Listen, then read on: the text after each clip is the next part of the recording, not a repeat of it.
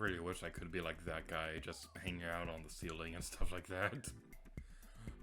My family actually has a bit of a running joke where if they're asking me where to put like a piece of furniture or something like that, I'll always suggest that we could duct tape it to the ceiling.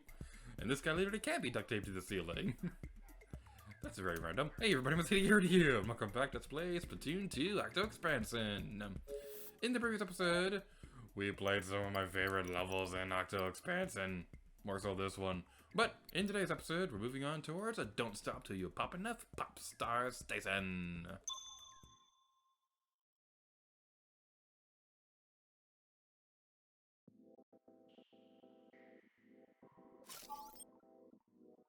Sir, why not? Splat Charger. Please pop all 30 target balloons. If you leave a single balloon unpopped, you'll fail. For balloons that are hard to spot, rely on the arrows to point the way.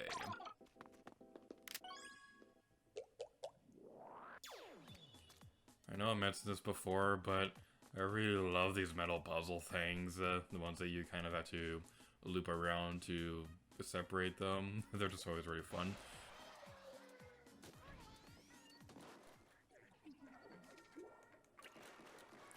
In case you can tell by my life counter, I'm not very good at this level.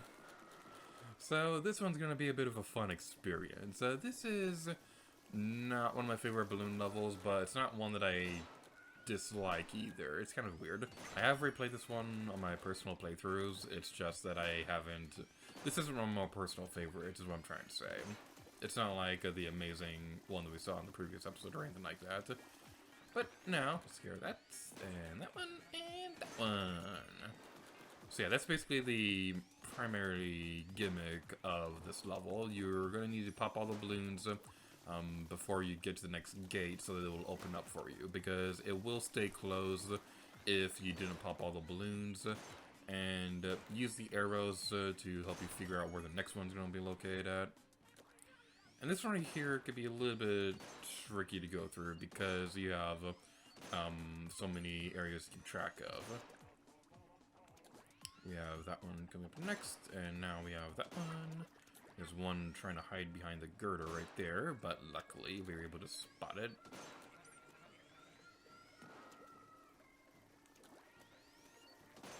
And now the next gate is open. And there's only 3 more left. Owie! Those Octo washers are jerks. They ruined my hairdo. It's not nice. I worked hard on my hair.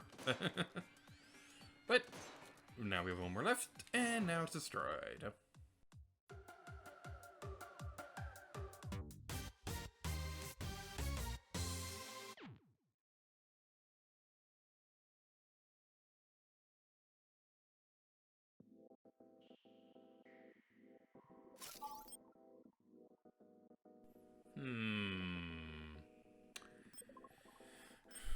This is a tough one. We could go through it like this, but you know what? Bring it on. No weapon at all, only burst bomb. Well, as beyond the vortex of spinning despair, the answer is help. Switches, there are lifelines that will lead you to that help. Proceed with care and that will make you your way across. Sounds a bit more poetic than what the guy usually talks about, but whatever. Okay, so the primary... those gum things are in the background again. I just love those things so much. But anyway, the primary gameplay gimmick this time around is you need to use your weapons to activate the switches. Those switches will cause these things to stop moving. And that's going to be something that's very well worth mentioning, because you don't want to slide off like an idiot like that. That's pretty bad. But let's try that again. Hopefully this time without fail. We don't really have a whole lot of chances to really show the Agent A to like this, where she doesn't have any weapons or anything like that. So it's a bit of a fun experience trying this out. And let's jump, and we did it. Okay, these things right here, whenever I see swinging things like this, I always think of Tomb Raider. I probably have a clip on screen right now, but it always reminds me of Tomb Raider whenever you're going through those corridors with the swinging axes and things like that. And let's destroy you. Aha. We could take our time doing that, but I'm not patient. Let's do this instead. I'll activate that. We can jump over that thing and destroy you. So one thing that's very worth mentioning is that you're given a bit more ink than usual when you only have a burst bomb in this level. Because if I remember correctly, you're usually only limited to just one burst bomb before having to refill your ink. But in this level you can use 2, so that's something that's very well worth mentioning. Destroy that thing. And slow it up faster. Okay, there we go. Oh my goodness, can you be destroyed? Okay, fine, we'll hide over here. We refill our ink. Hold faster, my... Would you let me refill my ink? Oh my goodness. I know this would be a lot easier if we had a classic Squiffer, but I feel like being unnecessarily epic and destroying it with the super amazing powers of the burst bombs. That's so much to ask. Okay, there we go. We took care of that guy pretty easily, but the next switch is going to be located over here. So let's fire it over that direction, and move onward. So this right here, like I said, these things remind me of Tomb Raider, and I love Tomb Raider. And one thing that I always wanted them to do with the original games was I always wanted them to make it so that you had to climb on top of the swinging axes.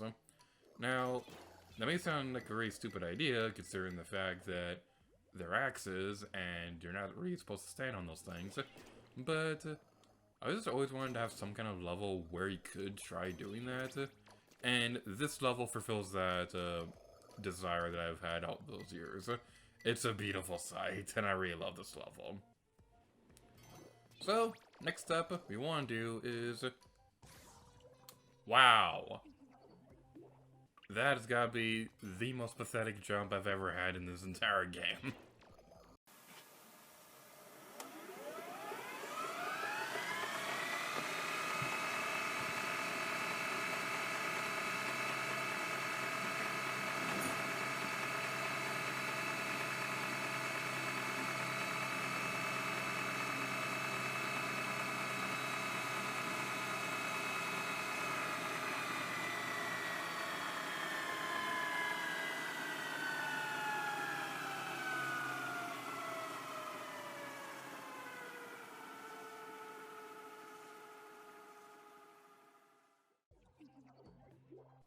Three continues later.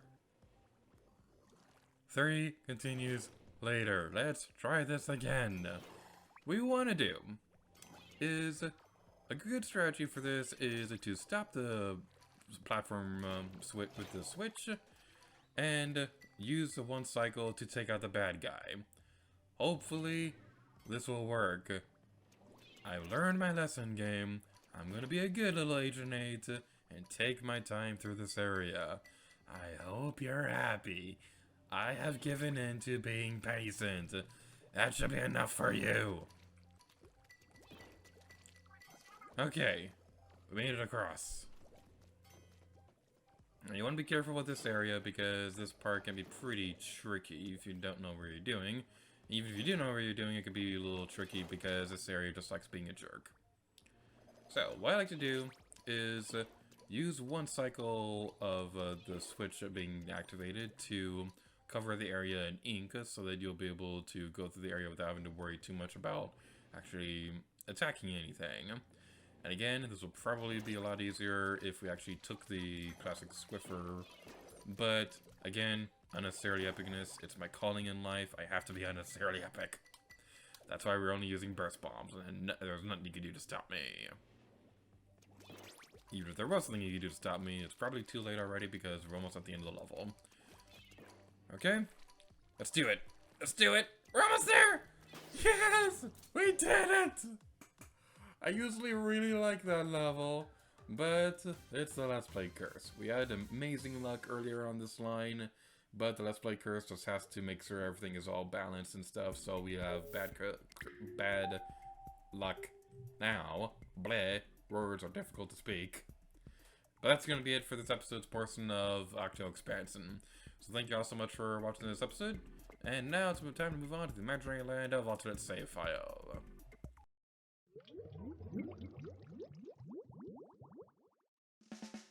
Welcome to Schellendorf Institute in Tower Control. One thing that I absolutely love with their one thing that I despise with every fiber of my being. So, I think that's a 50-50 shot of this stage turning out being fun. I probably mentioned this already, but whenever I hear the name Schellendorf, I can't help but think of Zelda.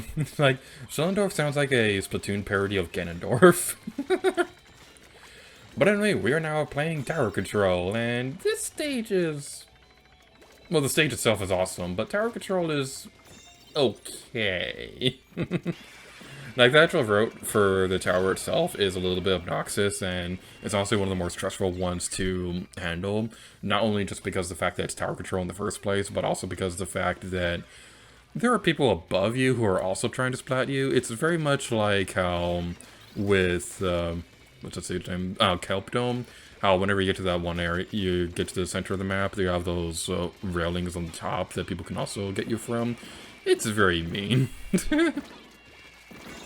If I seem a little bit distracted right now, I do apologize, but while I'm editing this video, the game audio is a little bit out of sync. That's not going to be the problem in the final video, but I'm recording this video before I fix that, so probably should have taken care of that before actually recording this commentary. Anyway, enough about that, because we have some weapons we need to discuss this time around, and they're pretty interesting. Like, they're nothing fancy or anything like that. It's just the greatest thing in existence, the Splat Dualies! Yes! We get to finally talk about these things! So, Splat Dualies are probably my favorite Clash of weapon in the entirety of Splatoon. I love sloshers. I will always be a slosher main, and it'll always be my #1 favorite weapon in the game. But dualies are so awesome.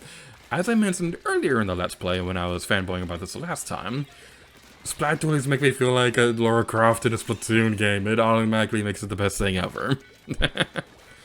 So, how the Splat dualies actually work is that you have two firing reticles. The individual reticles are going to be a bit weaker than a traditional splatter shot, but combine them after a roll will make them a lot more powerful. So you definitely want to keep that in mind.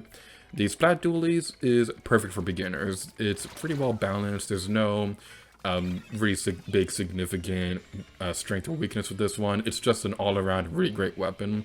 So this is definitely one that I recommend, especially considering the fact that the first one is unlocked at level 4. So you get access to these pretty early on. There are 4 versions of Splat Dualies. There's a traditional one, which comes with a Burst Bomb and Tenta Missiles, unlocked at level 4, like I said a moment ago. The N-Parry Splat Dualies comes with a Curling Bomb and an Inkjet, unlocked at level 11. The Hero Dualie replicas come with the Burst Bomb and Tenta Missiles, unlocked at level 4, and you also need to complete Octo Canyon with every level of Octo Canyon with the Dualie to be able to unlock this one. And then there's also the Kensa Splat Dualies, which comes with a Suction Bomb and a Bottler, unlocked at level 16. Now, there's a bit of history with this one in particular when it comes to sub-weapons and special weapons. So, first of all, something really interesting is that the victory animation for this weapon was actually changed between demos. So it was originally very different in the global test fire, but then they changed it completely for the final game. There are some demo events that happened for Splatoon 2, and in the original demo events, the Splat Dualies originally had a Suction Bomb and an Inkjet. This was changed for the global test fire to Curling Bombs. For the final game, these were completely changed to where the N-Parry Splat Dualies were given Curling Bombs, and the Kensa Splat Dualies were given the Suction Bombs.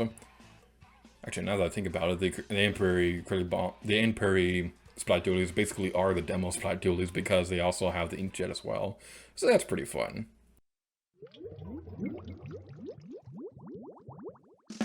And next up is Arowana Mall on Tower Control. So, we had one stage with Tower Control that turned out pretty fun, so maybe it can be better this time around too. Maybe I might come around to Tower Control and see that it's not so bad. I couldn't get through that. In all seriousness, Tower Control isn't a bad mode or anything like that. I just harp on it because I don't really care that much for it. It's evil, and it's mean, and it picks on me and steals my lunch. Anyway, next weapon. The next weapon we'll be talking about is the Dapple Dualies. This one's weird. It has a very quick dodge roll, which is pretty good, and has a fast firing rate, which is also pretty good. But the range on it is pretty terrible. So, yeah, the traditional Dabo Dualies come with a Squid Beacon and a Suction Bomb Launcher, unlike the level 26, and the Dabo Dualie Novu comes with a Toxic Mist and an Ink Storm, unlike the level 29. This one is pretty interesting. Actually, all these... Ow. I just smacked my hand on my desk. All these weapons are pretty interesting in competitive play, because they have some pretty fun nicknames. The Dabo Dualie Novu are called the Naples, which is pretty fun. And I gotta be quick about this, but the clear Dabo Dualies also comes with Torpedo and Splash Down on level 20, and in the competitive scene, people call these the Clappies, or the Clapples, or whatever. It's pretty fun. And there's a toothbrush at the end of the weapon, which is a reference to the fact that there's a technique in art drawing stuff where you splash a toothbrush to make a splatter effect and things like that. But anyway, that's gonna be it for this episode of Splatoon 2 Octo Expansion, so thank you guys so much for watching this video, and until next time, Lady Gear to you, oh yeah!